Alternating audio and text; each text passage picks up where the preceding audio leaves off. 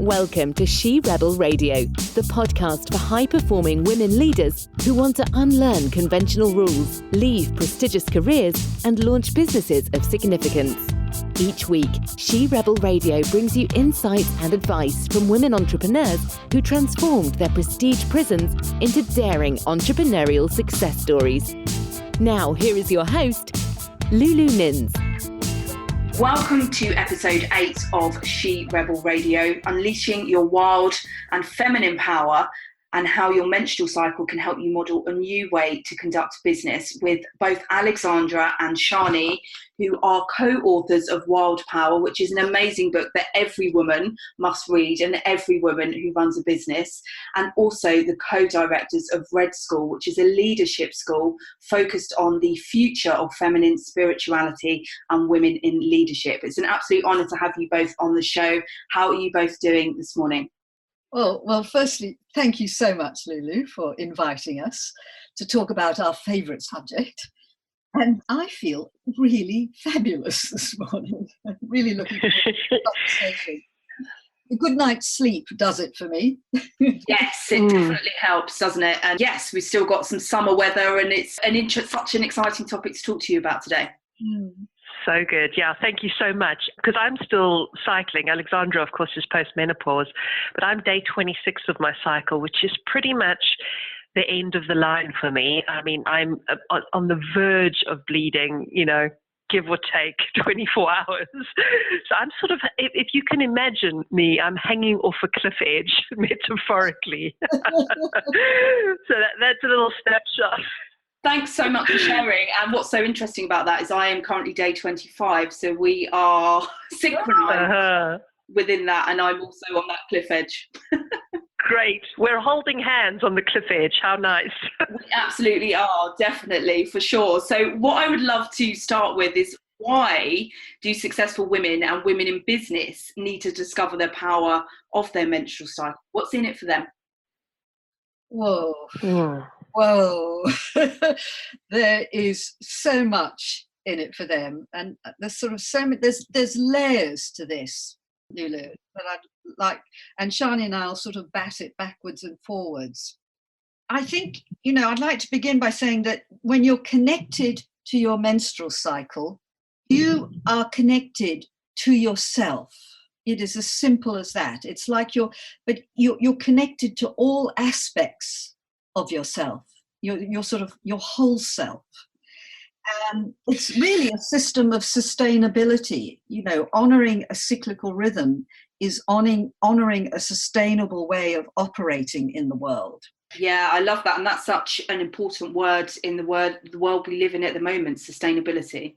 Exactly. I mean, we need sustainability at all levels, and we've got to start modelling that in our lives. And it's actually also eminently, not as it's just sensible for our well-being and sensible for the planet's well-being, it's an absolute necessity. It is actually by far the most efficient and productive way of being. In our culture, you're supposed to be permanently switched on, going for it 24/7. That's how, that's the sort of atmosphere of corporate life. You know that very well, don't you, Lily? I do. And I was going to say, along with that, in terms of the women that I work with, this real feeling of disconnection. And the other real key word that you said there was feeling connected, being connected. Well, exactly. When you only have one gear, it's the highway to a dead end, because it's not restorative, it's not regenerative, because you're going to run out of energy. And when you work with your menstrual cycle, you're working with a rhythm that is, you've got this activity and rest built into this rhythm, this kind of this organic pattern of on and then off, on and then off. And when we say off, that means that has a whole other world to it that we'll unpack in a moment. But it is this idea that actually there are lots of different gears that you need to be able to be productive and efficient in the world. And it's actually it's a very blunt instrument, just being permanently switched on, doing. You're numbing yourself, you're exhausting yourself, but you're numbing yourself and deadening yourself. And that is not creative. And that's when accidents also happen, because if you're deadening, numbing, you're going to be making more mistakes. Yeah. And that massive feeling, the deadening, the disconnection, which is what we're feeling across the board in society at the moment. Yes, precisely, because you become dead, not just to yourself, but you become dead to, you're not able to be responsive to those around you. So therefore you cannot care for your staff properly because you're not able to listen and respond and feel them, but also you're not sensitive to the world. And, we now have to work in conjunction with life. We can't ignore life. We can't ignore the planet. We have got to work in ways that are ethical, sustainable, for the sake of the world, as much as for our own sanity. And cyclical awareness is, just 101 for doing this. And this is for both women and men. It's not just women that need it, it's all of us that need it. But the beauty for women is that we've got this amazing rhythm built into our bodies in such a graphic, obvious way that literally takes us through, that sort of amplifies different ways of being and responding and relating to the world. And the fact of having this changing rhythm in our bodies, we're not just the same all the time, this changing that's going on sort of keeps us, those changes can feel almost disturbing sometimes, but they keep us sort of awake and connected and stop us from becoming dead and numb. It's an enlivening process, that's the word, apart from anything else. Yeah, and that resonates so much with me. After 11 years in the legal profession, when I came out the other side of it, it took me a good 18 months to 2 years to recover. And I was saying I felt kind of grey and not colourful and multifaceted and all of those things that I felt that I was when I started that profession. Yeah, I feel like I want to just bring in a bit of a personal story here, following on from what Alexandra's talking about. So she's talking about how the cycle helps us to do what we do sustainably and how it helps us to, maintain a sense of wellness. And another layer of that is we're talking sort of physical wellness and having the energy, but it's also sustainability in terms of keeping us connected to meaning and purpose, because that is what makes whatever we do sustainable. If we're doing something on and on and on and on without a sense of why it matters and what it's for, ultimately, we kind of run out of give a shit, and that makes things really just become like a shell rather than a kind of juicy contribution. So I just want to share a little bit about, what it's been like for me just over these past couple of days and how this has looked in terms of our business. Yeah, please do. That'd be great. Yeah. So as I said, I'm sort of in the dying days of my cycle. And with that, I've been feeling this increased sensitivity, and almost from out of nowhere, I suddenly am feeling so much care for the world. And the things I'm hearing on the news and the things that are happening in the world at the moment are touching me so deeply. I mean, I'm feeling them with such depth. It's kind of the sorts of feelings I normally didn't let myself have because it's very intense and very strong.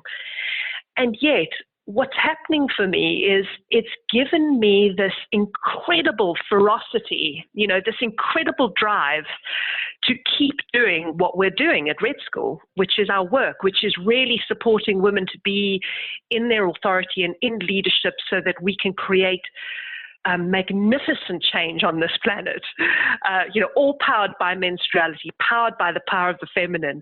And so I feel this fierceness, this drive, this increased motivation. And that's all thanks to this second half of my cycle and the depth of emotion that I'm capable of feeling and the sensitivity that I'm able to have now. So that's just my, the little story from the front lines of, how Red School is being fueled by my cycle. Amazing. And it sounds like that the second half of the cycle, or the cliff edge that you talked about as we opened, is that reconnecting to the bigger picture and reconnecting to the world at large and actually what it means and the purpose and passion behind what it is that you're doing, which is so important. Absolutely. Absolutely. The cycle is this wonderful mix of both what I call healthy ego development. So in the first half of the cycle, when the energy is rising of a pre-ovulatory and ovulatory time, you have this lovely feeling of rising kind of yes to yourself and a healthy sense of your own identity. That's what that yes can give you.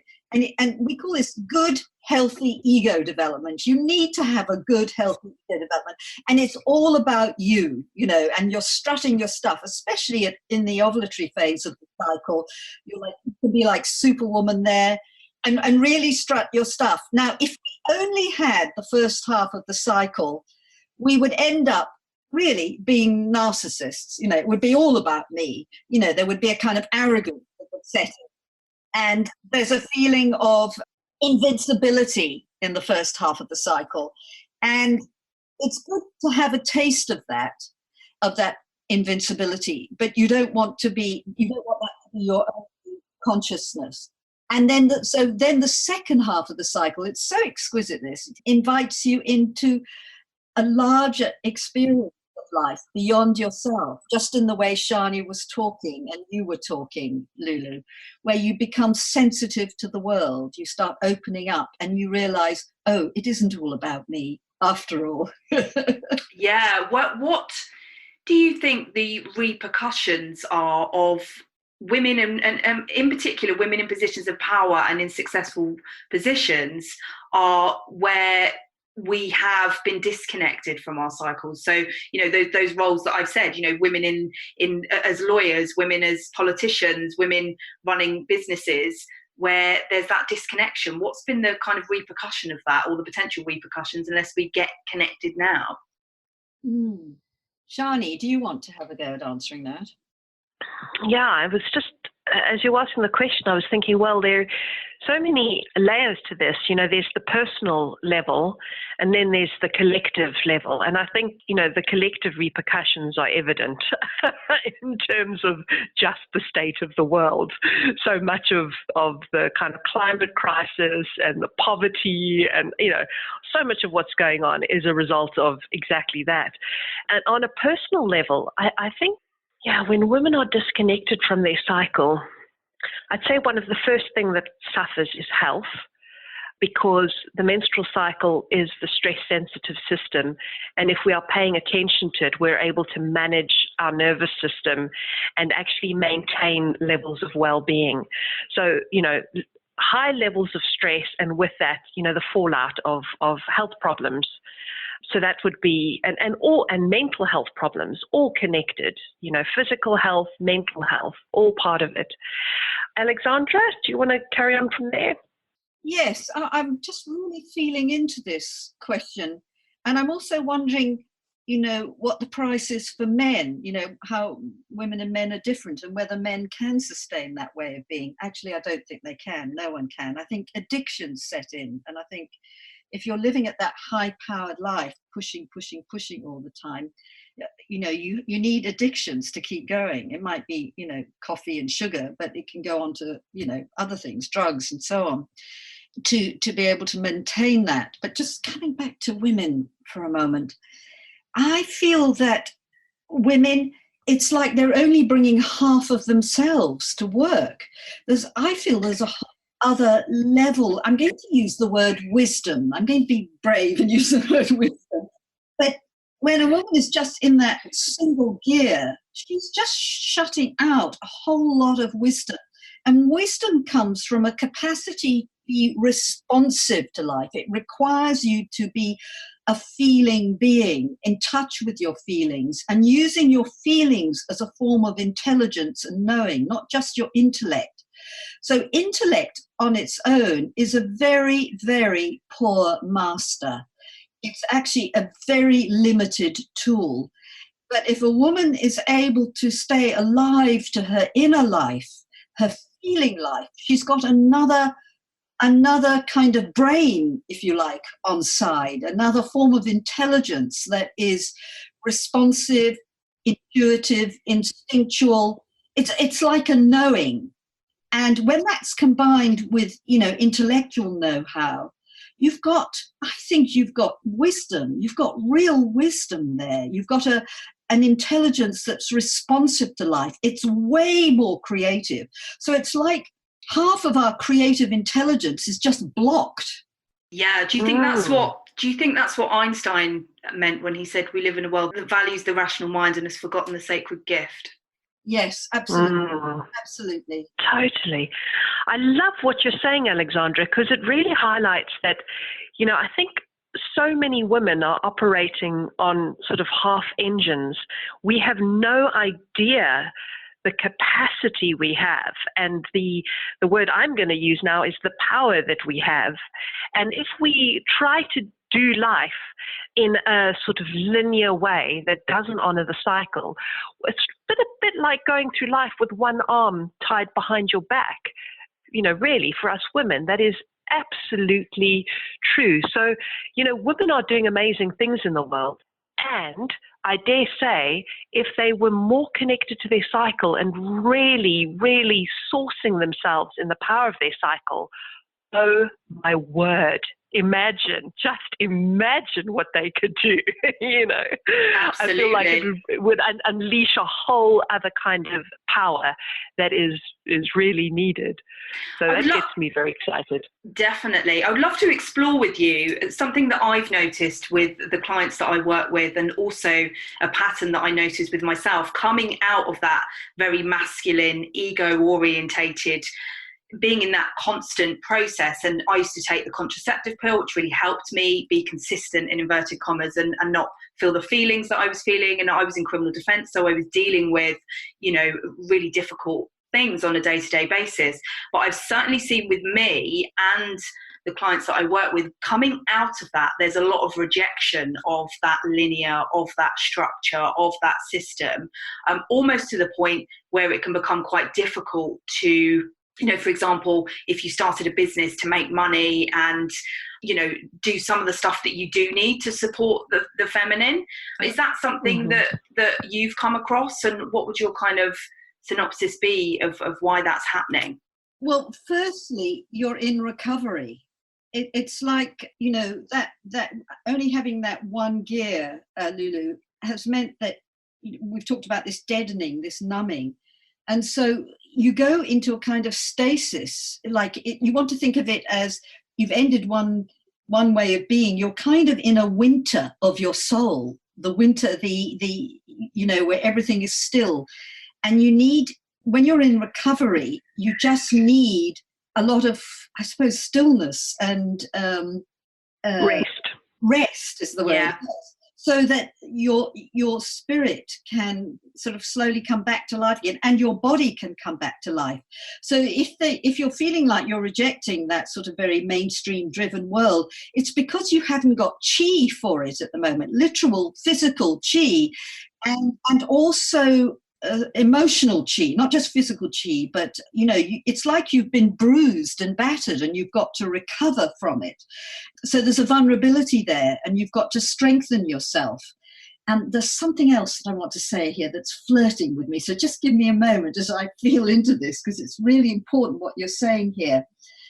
So firstly, there is this recovery, yes, but it's also you're reconnecting with yourself. Until you've got that connection, then it's that connection and knowing, this is who I am, or this is what I'm about. That's the awakening of your authority again. You see, women who are connected to their cycles are connected to their authority. And a woman who is rooted in her authority, man, that is a woman not to mess with.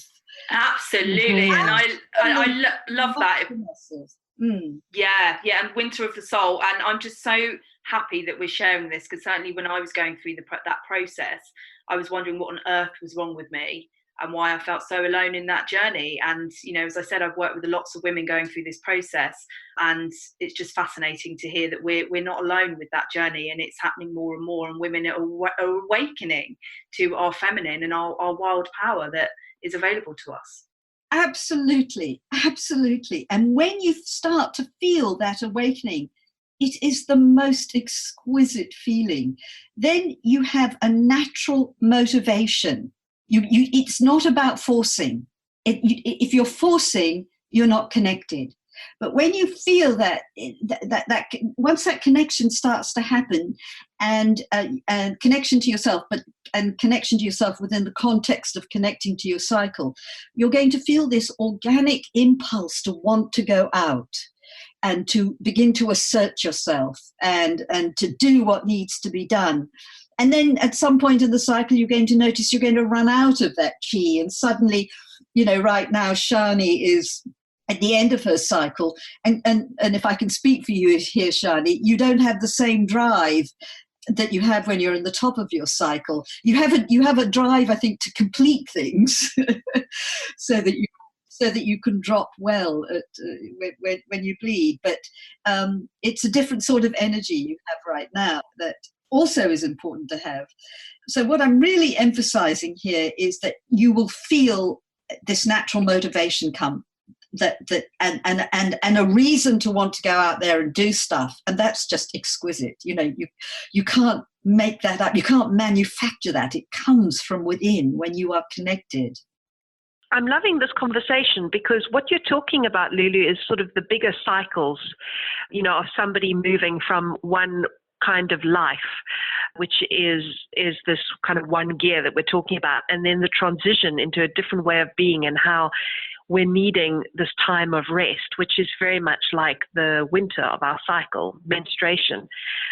And then Alexandra's then going on to talk about how, when we feel that renewal and that motivation come naturally and organically born out of that rest time, that's very much like the inner spring of our cycle, the time of pre-ovulation. And I just wanted to comment and say, this is one of the things that's so beautiful about getting to know your cycle, is you can apply this kind of cyclical intelligence to every area of your life, because you will see it play out in your business. You'll see the same pattern play out in your business, in your creative life. You'll see it play out in your relationships.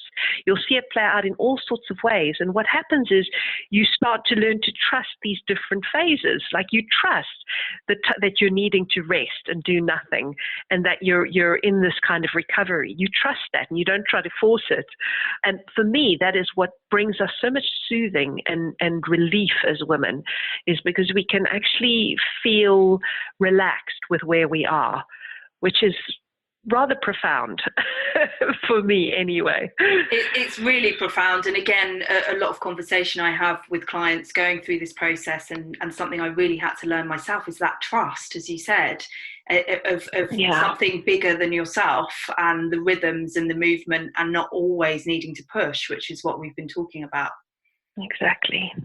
Finding that trust. Now, I've been tracking my cycle for 3 years, and that's been an incredible journey. And a lot of that for me, and I talk to not only clients but a lot of younger women about this, is feeling a lot of grief coming up for actually feeling disconnected from it for so long, in terms of contraceptives and what many women do in the types of positions that we've been talking about. What's your kind of experience been of that, and how women can navigate through that? That grief is a very healthy response and is inevitable, and it passes. And to really grieve, just allow yourself to grieve. It's healthy. And you were cheated of something. And as you allow yourself to grieve, you soften. I always think it was something that Clarissa Pinkola Estes said. She wrote that marvelous book, Women Who Run with the Wolves.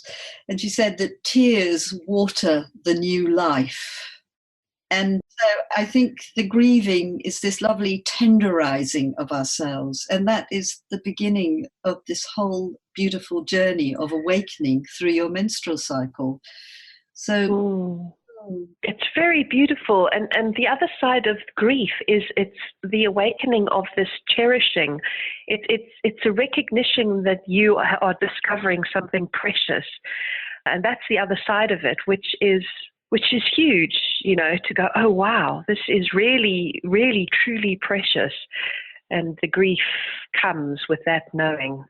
Yeah, it sounds like that's part of the process of actually connecting back with yourself, of being able to feel on that level.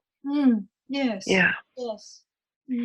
Beautiful. So where do women start? What would your advice be for that? Tracking your cycle, coming off the pill and contraceptives. Where's a good place to start? Because I think women listening will certainly be connected with the reason why they need to, but where do they start with this? Okay, I think we sort of need to bring everything right back down to ground, because what we've been talking about is very powerful, but actually the practice of engaging with this power is very simple, and it's the practice of cycle awareness. So I'm just talking now to those women who aren't on contraceptives particularly, and then Alexandra can speak to the contraception question. But the practice of menstrual cycle awareness, which is a phrase that we coined at Red School to really describe the steps and what's required for us to engage with our cycle and to live in alignment with our cyclical intelligence. And the first thing is charting your cycle. So that's just knowing what day you're on is step one. So day one is the first day of bleeding. And making note of it somewhere, whether that's in a diary or on your phone or wherever. And then the second piece is paying attention to the emotional tone and atmosphere of each day, and emotional including, how your mind's working and your energy levels. So you're sort of tuning in each day and going, where am I at today? What am I feeling like? What are my tendencies? How's my energy? What's my mind up to today? And making a few notes. You can do this very simply with a few keywords, or you could write a little paragraph, or we've got a free chart on our website, redschool.net. If you type in menstrual chart, you'll find it, which gives you a way of just tracking with a word or two for each day of your cycle. Or you could just do it in a journal. And then what you're starting to do with that is you're beginning to notice the patterns. After you've charted for a month or 2 or 3, you'll start to notice the patterns. And then it becomes easier to begin to predict those patterns and start to organize your life around them as best you can, or just in whatever way feels really good. So, for example, you notice, wow, I have this kind of surge of energy and sociability that kicks in around about day 12, 13, 14. I'm going to really make plans to meet up with my friends then, or do some good networking, or put myself in positions where I can use that power, that capacity well. Or actually, wait, this time in my cycle, I'm really creative and imaginative, and it's a brilliant time for me to be brainstorming ideas and thinking of new things. So you can start to get really kind of clever about how you capitalize on these capacities that show up every month. And this is what's so exciting. You've probably noticed this, Lulu, like stuff that you thought was random in your life, you realize is cyclical and it's predictable. It's, you can go, oh yeah, I can actually, there's a pattern here. It's a bit like a weather forecast that I can work with and prepare for and be equipped for and make the most of. So that's the way to get started, really. And if you want to learn more about cycle awareness, either read our book, Wild Power. That's a lovely deep dive into the cycle, or we've got a free book called Menstrual Cycle Awareness, which just gives you the basics. But really what I've said there, that's the practice. Yeah, and you can totally, and I have so much fun scheduling my diary around. It's one of the first things I check. I'm having some new photos done for my website and stuff, and I've picked the 16th of September because I know that I'm going to be on day 12, 14 and right in the vibe. So, Exactly. Brilliant. If it was today, I'd be like, oh God, no, I don't want to be seen. This is not where I want to be. So yeah, it's such a power. And it keeps life interesting, doesn't it? Of not being the same every day. Yeah. Being able to follow that rhythm, as you said. It's the most wonderful form of self-care. I'm reminded of years ago when my first book came out, The Wild Genie, and I had an opportunity to go on the national radio, like the equivalent of Radio 4. And this program, it was one of the flagship programs. It was a real honor to be able to go on it. And I remember this producer saying to me, could you come on Friday? And I thought to myself, holy bajoli, that's the day before I bleed. My cycle was very regular. And I was absolutely at my most vulnerable on that day. And there was no way I could go on freaking national radio and talk about menstruation. And that was the dark ages back then. talking about it. And I remember saying to her, oh no, I'm busy that day. I actually had nothing on in my diary. And I just said, no, I'm busy that day. How about Monday? And she said, yes. I thought, that's fine. I'll be bleeding, but once I bleed, I'll be rooted in myself. It'll be about day 2 or 3. And I always feel very grounded and centered. I mean, I would have preferred not to do it then, but it was way better than the Friday. And it's just lovely self-care. It's just beautiful self-care. And that is empowering, I was going to say, I think what's really empowering about it is, as well, is, with the amazing work that you are both doing and being leading experts within this and the book, is that now as women, we're having conversations about it. So I have no problem saying, I'm bleeding that weekend. I'm hormonal, so no, I'm not going to be sociable and I'm not going to be doing that. And again, I say to clients, in terms of, I was going to offer someone an additional session on Wednesday, and I know that's probably my first day of bleeding, and I was like, I messaged her, so that was a really bad idea, because that's going to be that day, and I need to go to yoga nidra and yin yoga and really put the self-care in. And she responded going, amazing, totally agree. And women are really having these conversations now. Isn't that just wonderful, Lulu? It is so cool. It is so cool. Yeah. What would you say to the women that still, because again, though, if I have a conversation with someone about this kind of thing at a networking event, and they automatically go into it being a weakness again for women, and it makes us less capable than men or the masculine. What would you say to women that are still feeling in that space? My goodness me, this really gets me going, this one. Me too. Firstly, no one is exempt from rest. Full stop. Okay, got that, everybody? Yeah. No one is exempt from rest. Every human being on the planet needs to rest. Now, what is so exquisite about the female body is we get these little reminder notes through the cycle. Oh, you've been going at 90 miles an hour, delivering huge things, and you now need to check in with yourself and come back to base. You also need physical rest, and your nervous system needs a soothing. Now, and so menstruation is precisely that. Now, the challenge for women is that we live in a culture that does not value cyclicity, that sees rest as a weakness, although that is changing. There is nothing more dangerous and weak than someone who does not stop and rest. I do not want to work with people who do not stop and rest. They're chaotic to be around, actually, really chaotic. A woman who is really pacing herself and mindful of her need for rest is a woman empowered and a woman with boundaries. I love that. Now, boundaries gives you authority, and people, when you are congruent with your boundaries, people respect you. They may not always like it. You turn around and say, no, sorry, I am unavailable that day. You do not have to tell people, and I don't recommend it to your boss necessarily, unless you work in a very fine environment, or there'll be places where you can speak out, but no, you don't actually have to tell people you're menstruating. You can simply say, I am busy that day, and then in my mind I'm going, busy doing nothing.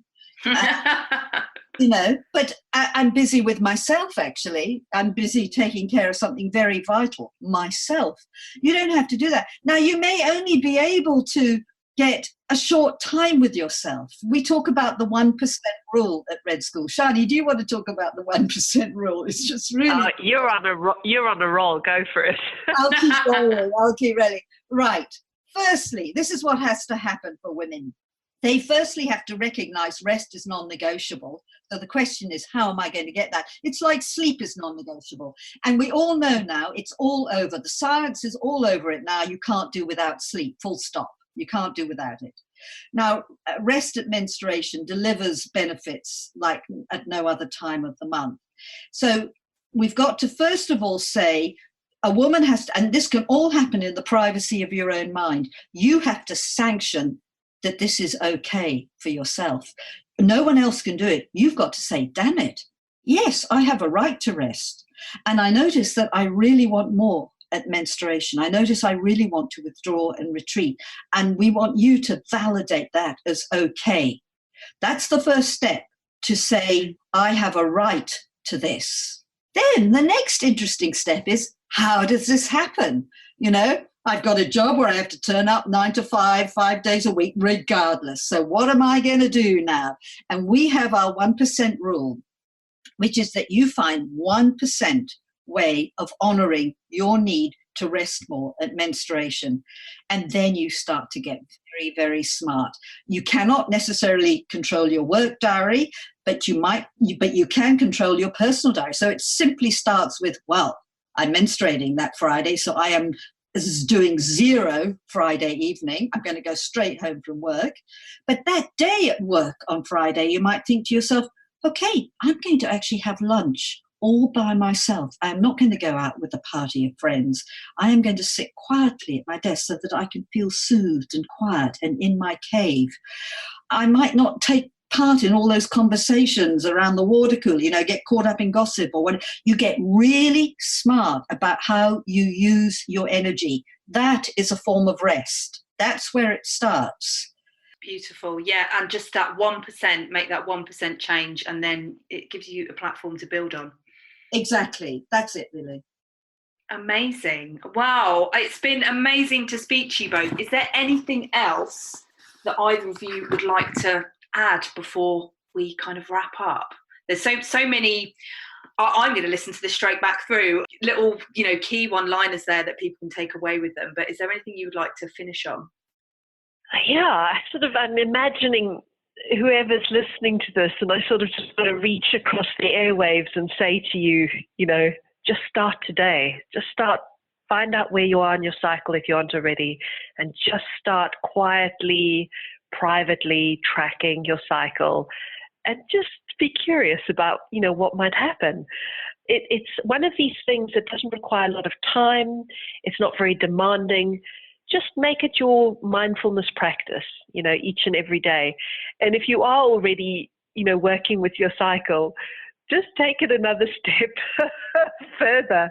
Risk something, risk really letting yourself trust the energies of your cycle and the kind of mood that you're in on any given day.